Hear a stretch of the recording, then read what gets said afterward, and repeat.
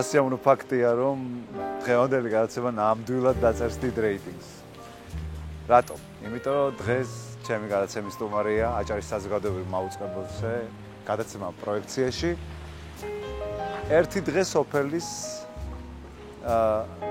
ავტორი, რეჟისორი, წამყვანი, ჩვენ დიდი გოგო, დიდი აჭარელი. ათია თავდგირიძე. ჩვენი მოგზაურობა 10 წლის წინ დაიწყო. ვესტუმრეთ 213 სოფელს. გაგაცანით 3271 ადამიანი. გავიარეთ 421,000 კილომეტრი. ვიარეთ ფეხით, მანქანით, თვითმფრინავით და ეს ყველაფერი თქვენთვის და თქვენი სიყვარულით. პირველ რიგში მინდა გითხრა, რომ რა თქმა უნდა გამოიყურებოდა კარგად, მაგრამ ამას ყველა ვერ ახერხებს. შენ ამას ახერხებ, შესანიშნავად გამოიყურებ. ძალიან დიდი მადლობა ზვიად. გამარჯობა ნათია. გამარჯობა ზვიად. როგორ ხარ ნათია? არა რიტორიკული კითხვა, გულწრფელად გეკითხები. როგორ ხარ? იმ ფონზე რომ ძალიან ბევრი საქმე მაქვს და ვცდილობ რომ არასდროს გავჩერდე, მაინც ვახერხებ რომ ვიყო კარგად, გამოვიყურებოდე ლამაზად და ვცხოვრობდე საინტერესოდ. უბრალოდ გაჩერება არ შემიძლია. ხანდახან ვიღლები, მაგრამ მაინც ცხოვრება ხომ მოძრაობაა. კი, 21 საუკუნეში მით უმეტეს თუ გაჩერდები, შედეგი აღარ გექნება. ძალიან დიდი ხნის წინ, როდესაც გაგიცანი, მახსოვს ესეთი ფაქტი, სადღაც მივდიოდი გადაღებაზე. მე უკვე 22 წელია ვარ ტელევიზიაში და გადაღებაზე წასვლას ვაპირებდი და რაღაც შემთხვევით ნათია სირაბიძის საშუალებით გაგიცანი და მახსოვს როგორ მთხოვე, რომ თანაც სამთავარი არის, რომ რა მიმართულებით წახვიდოდი, ეს მე მგონი არ იყო მაშინ გარკვეული სტუდენტი ყავი და მახსოვს როგორ მთხოვე, რომ თუ იქნებოდა საშუალება ამ გადაღებაზე წამოსულიყავი და ეს თხოვნა ძალიან დამამახსოვდა. რამდენჯერაც ხედავ, სულ მახსენდება ეს ძალიან გულწრფელი თხოვნა, რომ თუ იქნებოდა შესაძლებელი წამოსულიყავი ამ გადაღებაზე. და ეს გოგო ამდენ წლის შემდეგ ზის ჩემს წინ ძალიან წარმატებული, ძალიან შემდგარი და ძალიან მშრომელი. თავიდანვე გადაწყვეტილი იყო ეს, თავიდანვე ეგეთი ბავშვი იყავი, საიდან მიყავს ეს, საიდან მიყავს ეს კითხვა. ესეთი მშრომელი და ენერგიული იყავი. მიუხედავად იმისა, რომ ძალიან კარგ და მსუყე ოჯახში დავიბადე და გავიზარდე, ყოველთვის მინდოდა რომ რაღაც ჩემით გამეკეთებინა. არასდროს არ ყოფილვარ ისეთი არც მოსწავლე და არც სტუდენტი, რომ მამა ჩემს გადაეწყვიტა რაღაცეები. მიუხედავად იმისა, რომ მამა საკმაოდ გავლენიანი ადამიანი. მამა ჩემი იმ პერიოდში იყო ციხის უფროსი, პოლკოვნიკი და საკმაოდ გავლენიანი ადამიანი იყო. თუმცა უნივერსიტეტშიც პირველი ეროვნული გამოცდებით ჩავირიცხე და სტუდენტურ ცესხს ვიხდიდი, მე კარგად მახსოვს. შემდეგ მართვის მოწმობაც კი ჩემი ასე ვთქვათ, მცდელობით ავიღე. ან იმის თქმა მინდა რომ არასოდეს არ ჩამირევია არავინ იმ საქმიანობაში, რასაც ვაკეთებდი. და ჩემმა ოჯახის წევრებმა არც კი იცოდნენ მე რომ სტაჟირებაზე დავდიოდი და 6 თვის განმავლობაში მზეზე დავდიოდი სტაჟირებაზე. ოღონდ იცი სად არ დავდიოდი?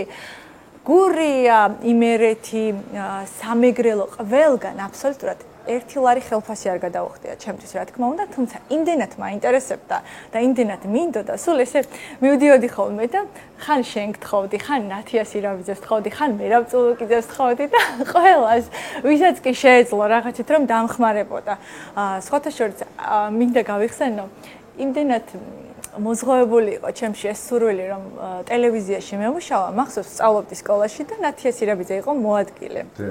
მოვედი ნათიასთან და იყო გამოცხადებული წამყვანის პოზიციაზე კონკურსი. და ნათიას ვეუბნები, რომ იცი რა მეთქი, კონკურსი გამოცხადდა თქო და მე მინდა რომ გავხდე წამყვანი აჭარის ტელევიზიის თქო და ნათია მიყურებს და ჩირო 15 თუ 16 წლის ხარ, შენ ვინ დაგიჯერებს? დღემდე სადაც არ შემხვდება, ყველგან ეგახსენდება და სულ მეხუბრება რომ შენ თავიდან გეტყობა და როგორი იყავია. ხო ყვარდა, ყოველთვის ნათიას სწავლობი ძალიან ბევრი ახალგაზრდა. ხოთა შორის ყოველთვის მეხმარებოდა ნათია და არასოდეს არ უთქვამს ჩემთვის ვარი, რომ რაღაც მეცადა, ან არ უთქვამს, რომ არ გამოკივა. ყოველთვის ყველაფერში კარგად. იცი რა, ფაქტი არის ერთი რამ, რომ ეს შრომა გიფასდება გაქვს ერთ-ერთი ყველაზე რეიტინგული გადაცემა აჭარის საზოგადოებრივ მოუწყებელზე წლებია და პრაქტიკულად ამავე არხზე პირველი იყავი, ვინც სოციალური ქსელი გააქტიურა და სოციალური ქსელით ქსელშიც გადაინაცვლა პირველი იყავი, ვინც სოციალური ქსელი დაიპყრო. და საინტერესო რა არის, რომ მე ხშირად ხვდება ხოლმე გვერდის შენი და ვადევნებ თვალს, მაგრამ მე მგონი ყველაზე ნაკლებად გაქვს ჰეიტერების შემოტევა და როგორ ახერხებ ამას და რატო? საითკენ მყავს კითხვა რომ დავკონკრეტდე. ესე იგი, ვინც მართავს სოციალურ ქსელს, ანუ სოციალურ ქსელში ვინც ოპერირებს, მათი ცხოვრების ერთ-ერთი მკაფიო ტრიგერი და გამაუბედურებელი ამბავი არის ჰეიტერები, რომლებიც აი საფუძვლიანად თუ საფუძვლოდ საშინელებებს მართებენ. და მე ვფიქრობ, შენ იგივე დილემის წინაშე არ დგახარ. როგორ ახერხებ ამას? ეს არის საოცრება. უნდა შევთანხმდეთ ამას. ეს არის საოცრება. დიახ, სოციალური. და კიდევ რა როგორ რეაგირებ კრიტიკას? ამ ორ კითხვაზე. კრიტიკა მიყვარს, მე ეს მან ვითარებს, პრობლემაა, ყოველთვის მზად ვარ მოვისმინო.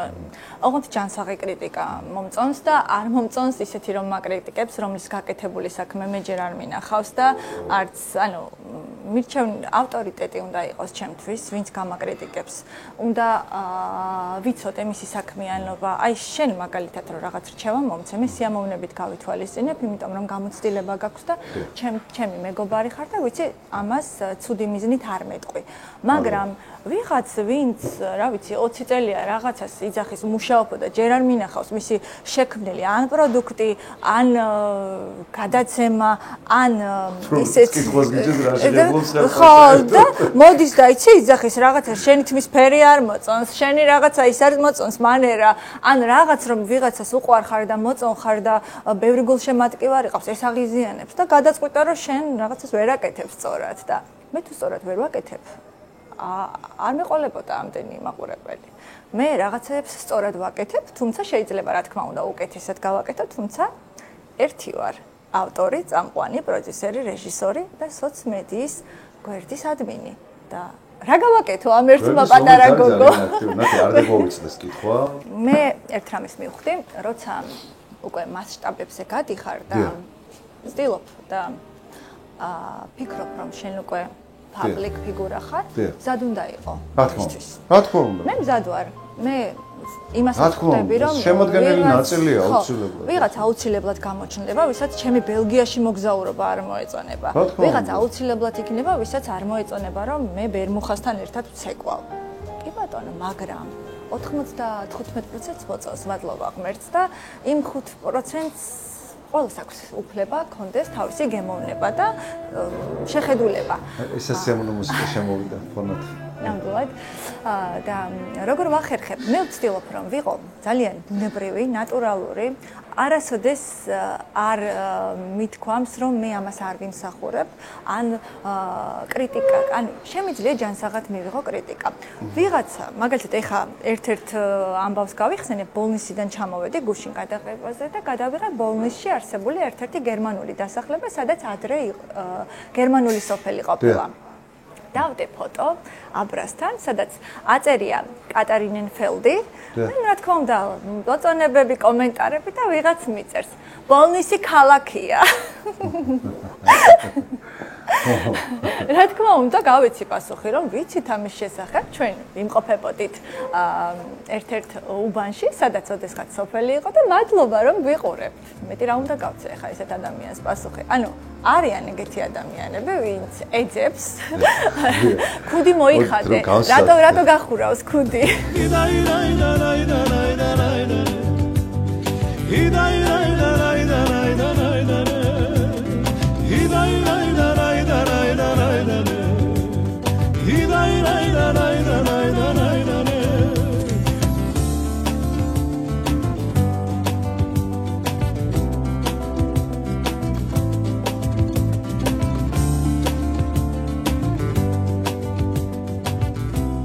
ჩემთვის არის ძალიან მისასალმებელი, რომ რასაც აკეთებ ძალიან მოგწონს. მე ვფიქრობ, რომ ალბათ ამას გრძნობს მაყურებელი და ძალიან მნიშვნელოვანია, თუნდაც სოციალურ ქსელში, როდესაც გრძნობს ადამიანი, რომ შენ აკეთებ საყვარელ საქმეს, ეს უკვე ნიშნავს, რომ აპრიორი პოზიტიურად არის განწყობილი, მაგრამ ძალიან ხშირად მეკითხებიან, რამდენიმე გადაცემაზე მეკითხებიან, ამ რამდენიმე გადაცემათა შორის ერთ-ერთი პირველი ხარ შენ.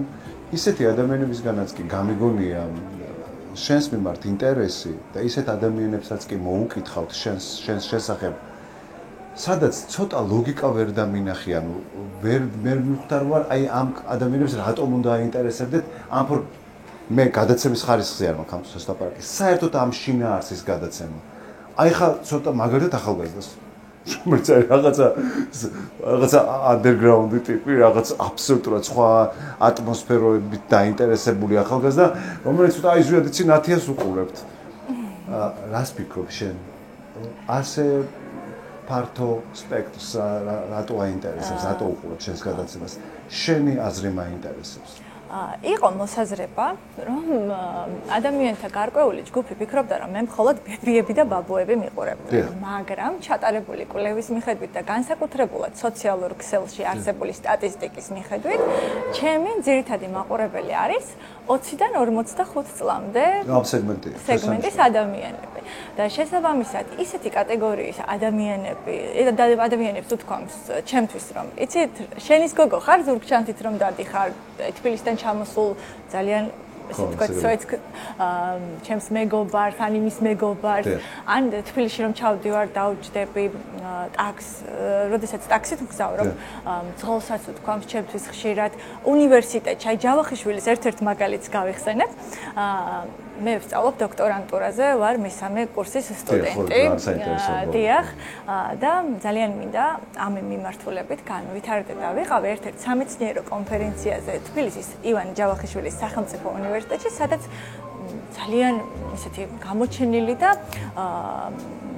ცნობილი მეცნიერები იყვნენ შეკრებილნი და შესვენების პერიოდში ერთ-ერთი ქალბატონი, რომელიც არის გოეთეს უნივერსიტეტის პროფესორი, მეუბნება, რომ იცით რა არის, მე თქვენ ძალიან მეცნობით და მეუბნები, რომ იცით რა არის, მე ამ მიმართულებით ახალი ვარ და არ მგონია, რომ ეხა კი მიმიღია მონაწილეობა რამდენიმე სამეცნიერო კონფერენციაში, მაგრამ ეხა ესე ვერ გავთამამებდები, თქო და ვაიმეო, შენო ის გოგო არ ხარო, გადაცემა რომ მიყავსო, მე არ ვუყურებო ტელევიზორს, მაგრამ აი შენს გადაცემას ვუყურებო და გამიხარდებაო, რომ სამომავლოდ ვითანამშრომლოთ და მართლა ვითანამშრომლეთ გოეთეს უნივერსიტეტში მიმიწვია.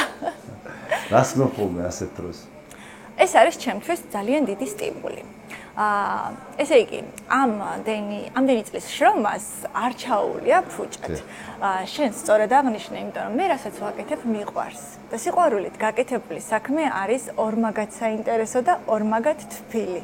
მე არასოდეს მithქვამს, რომ არ ვუშვებ შეცდომებს, არასოდეს არ მithქვამს, რომ ვარ საუკეთესო. მაგრამ კარგი ჟურნალისტი ვარ. შევწელი ამ ხნის განმავლობაში, მემუშავა საკუთარ თავზე, ყველანაირად და გამختارიყავი ის, ვინც ვარ, თუმცა არ ვაპირებ გაჩერებას და ძალიან სასიამოვნოა, როცა ქუჩაში დადიხარ, გცნობენ, მით უმეტეს შენს ქალაქში და არა მარტო შენს ქალაქში და ამერიკაშიც კი შემხვედრია ადამიანი და უთქვამს, რომ იცით რა, თქვენ ახლოდან უფრო ლამაზი ყოფილხართ. იტალიაში, მილანში ვიყავით გადაღებაზე და იქაც მოუწერიათ ჩემთვის, რომ დაგინახეთო და ძალიან მესიამოვნაო გიყურებთ და გამიხარდაო თქვენი ამ ქალაქში ნახვაო. ანუ, გამოდის, რომ ერთი დღე სოფელში არ არის მხოლოდ აჭარის სოფლებზე გათვლილი გადაცემა, ეს უკვე არის როგორც საქართველოს, ასევე ევროპის სოფლებში, ჩვენ მოვიცავით უკვე ევროპის სოფლებს, სადაც ძალიან წარმატებული და საინტერესო ქართველები ცხოვრობენ, სოფლებში და ქალაქებში და ვცდილობთ, რომ აი, რაღაცნაირად ჩვენი კუთხის სითბო, სიყვარული, ეს შინაურული გარემო წავიღოთ ყველგან და თან ვატაროთ ზურგჩანთით, რომელიც უკვე 13 წელზე მეტია თან დამოწ.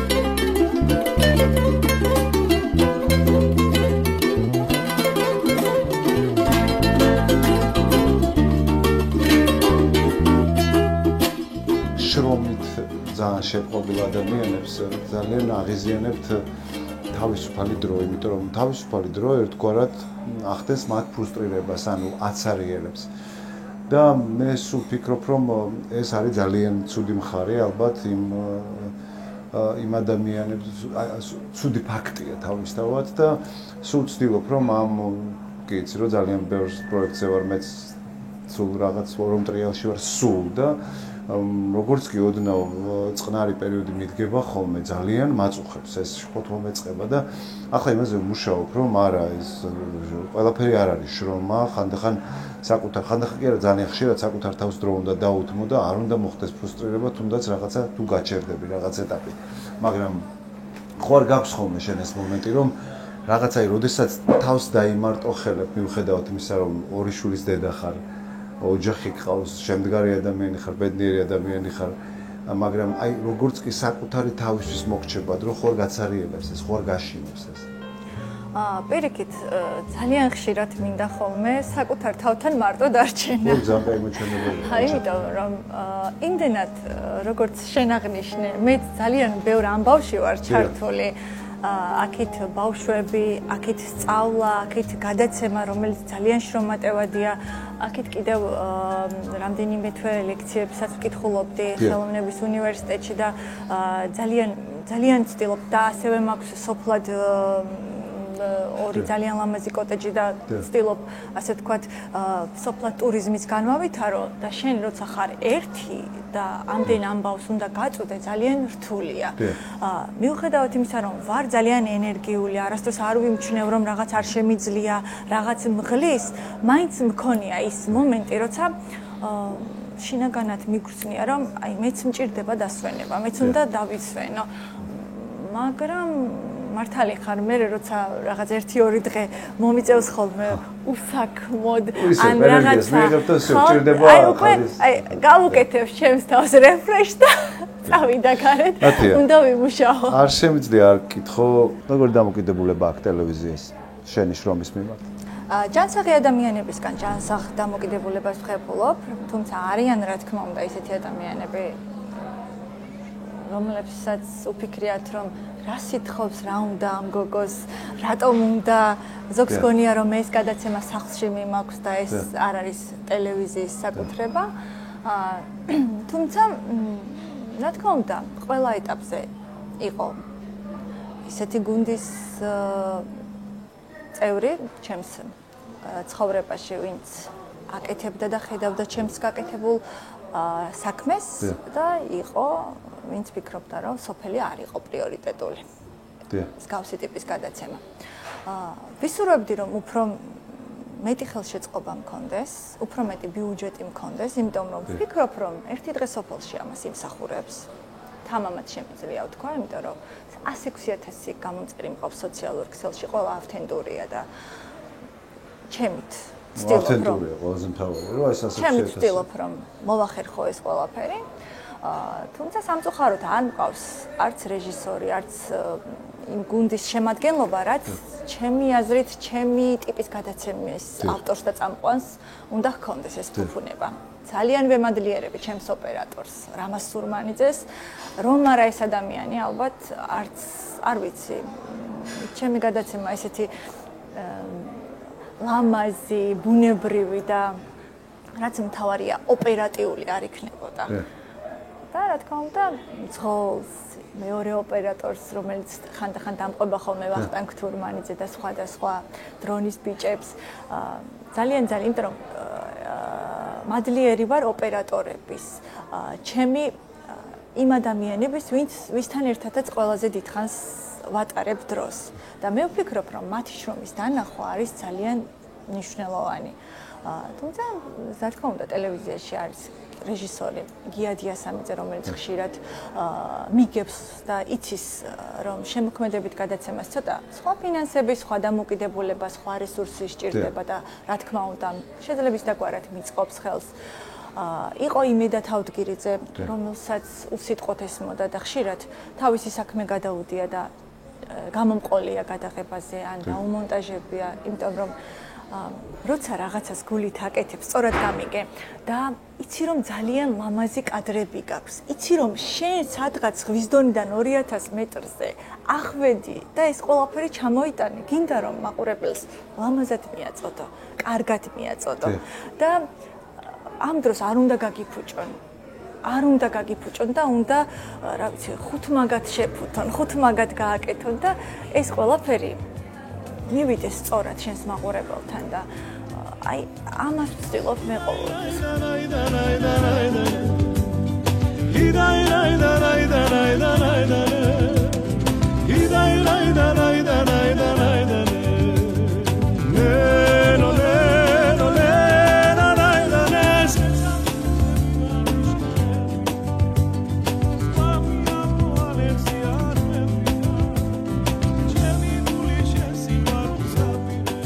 ეს გამოცდილება, რომელიც მოგიტანა შენმა ყოველდღიურობამ, პრაქტიკამ 13 წლის მანძილზე, მიუხედავად იმისა, რომ ეს არ არის რეპორტიორის საქმიანობა, იმიტომ რომ რეპორტიორის საქმიანობა კიდევ სხვა გამოცდილებაა, სხვათა შორის კიდევ სხვა პულსზე ხელის დაჭერა.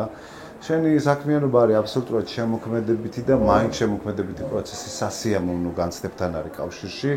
ეს არის ერთგვარად მედიტაციური მდგომარეობა, როდესაც ამდენ სტადიხარ ამ სოფლებში და ამდენ ადამიანთან, ვინც უკვე მიდიხარ სტუმრის სტატუსით და ის რო ხდება მასპინძლის სტატუსით. ეს უკვე ძალიან საინტერესო ფუფუნებაა დამჯერე, მაგრამ აი ეს გამოცდილება, რომელიც წლების მანძილზე დაგიგროვდა, რას ფიქრობ, აპირებ ეს გადაცემის მიწურულს მინდა გკითხო, აპირებ რაიმე ფორმის მიცემას სამომავლოდ, ამას გარდა იმისა, რომ უზარმაზარი ვიდეო ისტორიები გაქვს უკვე შენი არქივი გაქვს უზარმაზარი, მაგრამ გაქვს კიდე ჟინი, აი ეს გამოცდილება კიდევ რაღაცა სხვა რამეში ჩადო.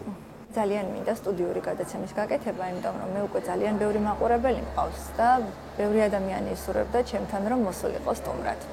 თუმცა ბევრად სხვა ფორმატის, ბევრად ისეთი, როგორი ხასიათიც მაქვს ისეთი. მინდა ძალიან გულწრფელი, ძალიან საინტერესო, ძალიან შინაურული გადაცემის გაკეთება, თუმცა მარტო ამ ყველაფერს რა თქმა უნდა ვერ გავაკეთებ. თუ იქნება ხელშეწყობა და ამის მზაობა მენეჯმენტის მხრიდან, მე როგორც ერთ-ერთი სახე მზად ვარ, რომ ვითანამშრომლო და კიდევ უფრო მაღალი რეიტინგი დავდო.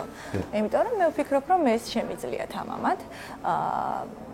ყავს კარგი, ყავს იმ დოზის მაყურებელი, გულშემატკივარი, ვინც აუცილებლად გამომყვება ნებისმიერ დღეს, ნებისმიერ დროს და ჩემთან ერთად გაატარებს იმ ერთ დღეს და უბრალოდ ყველაფერს ჭირდება გუნდი, ხარდაჭერა და სურვილი.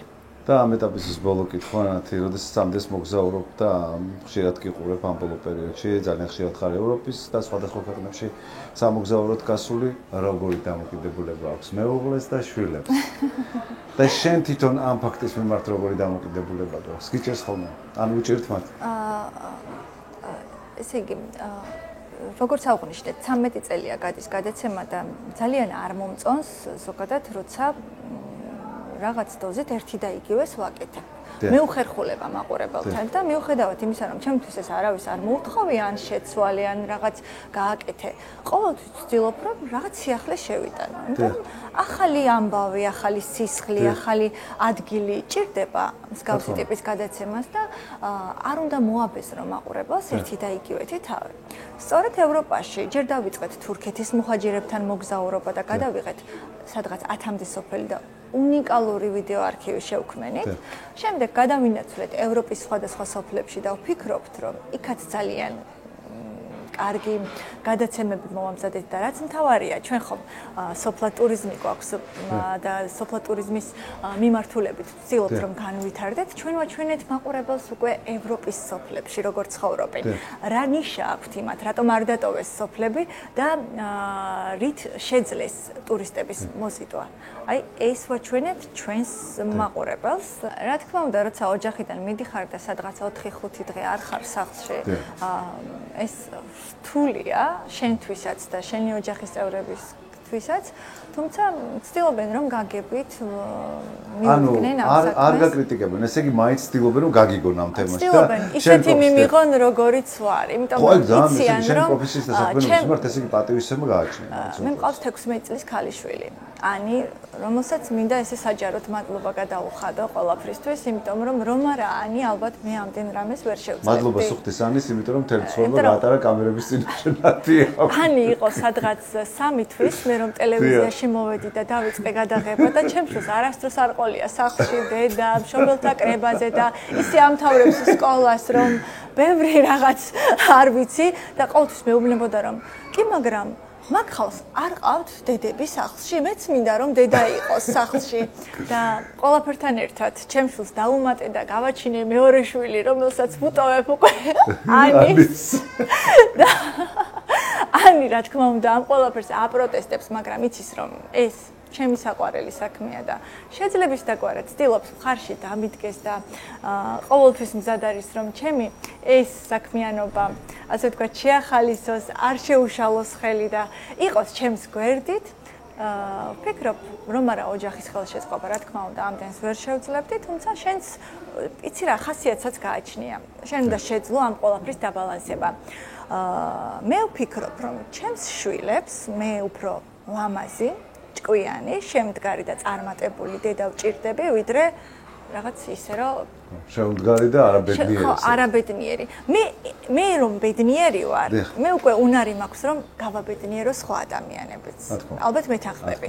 და როცა შენ ხარ ლამაზი, ანათებ, ასხივებ, აკეთებ შენ საყვარელ საქმეს, უკვე ოჯახურ საქმიანობაშიც ძალიან ისეთი ხარ აქტიური, კარგი. მე იმას არ ვამბობ რომ მივდივარ გადაღებაზე ან ოჯახს ვაკლებ ხელს. მე როცა მივდივარ გადაღებაზე, საჭმელს ვტოვებ, სახლში ვამზადებ, ყველაფერს ვაკეთებ, ვამარაგებ. ანუ შეძლებს დაგვარად რაც შემიძლია, რა თქმა უნდა, ამ პასუხისმგებლობას არ გავორბივარ. თუმცა მიმაჩნია რომ შვილებთანაც უნდა გაატარო დრო პროდუქტიულად. რომ უფრო უკეთესი დედა იყო. ხათია ძალიან დიდი მადლობა და მოგვა შეხვედრა. მე ვფიქრობ რომ ჩვენ ერთმანეთს მალე შევხვდებით. აუცილებლად, ბედნიერად და წარმატებებს. უღმესი მადლობა წარმატებების შენს გადაცემას და ჩემს გადაცემას. მადლობა.